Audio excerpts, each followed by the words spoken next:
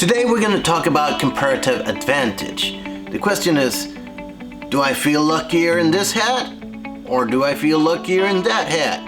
I don't know, but we're going to find out in this video about comparative advantage. This video will look at comparative advantage. The theory of absolute advantage was traditionally stated by Adam Smith, where he argued in his book The Wealth of Nations in 1776 the capability that one country to produce more of one product with the same amount of input than another country can carry. So the idea is that if you have two countries and they were better at something, they should specialize. The idea is that they should produce only goods where they are the most efficient and then trade for the other goods where they're not so efficient. The entire idea is that by doing so, countries can enjoy more goods and services. In 1752, David Hume pointed out that an increase in exports lead to inflation and higher prices, and increased imports lead to lower prices. The result is that country A will sell less because of high prices, and country B will sell more because of lower prices. So in the long run, no one country can keep a trade surplus forever. David RICARDO took the ideas even further and came up with the idea of competitive advantage, which had both positive and negative factors. David RICARDO found that lower prices for goods and services was a good thing. It helped stimulate the economy, increase consumption, and created jobs. Countries specialized in production of goods and services that they were the most efficient in. David RICARDO also realized that it destroys manufacturing jobs in wealthy and advanced countries because the wage rates were too high. And because of competition, it was a sliding scale. They either outsourced it or they stopped producing it because it was not worthwhile hiring people. So companies would move to countries with less expensive labor or more efficient labor and probably less environmental regulations. The biggest negative part that David RICARDO saw was the loss of sovereignty. Being dependent on another country can be scary for national security. The first meeting on tariffs and taxes was maybe not in 1947, but they did a good job at that point. It was the victorious countries from World War II that got together. There were about 23 participants, and they were able to come into conclusion what to do and what not to do. A few years later, there were only 13 participants.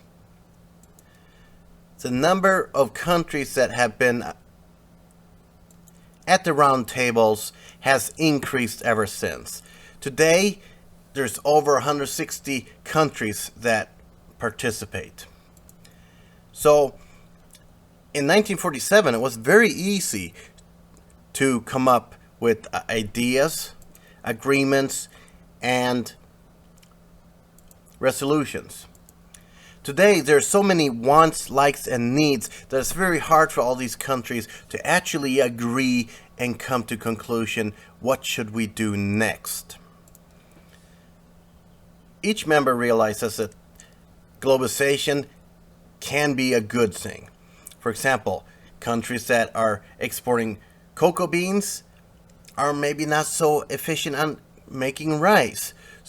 But if they specialize on cocoa beans and someone specializes on rice, then everyone can enjoy more of it.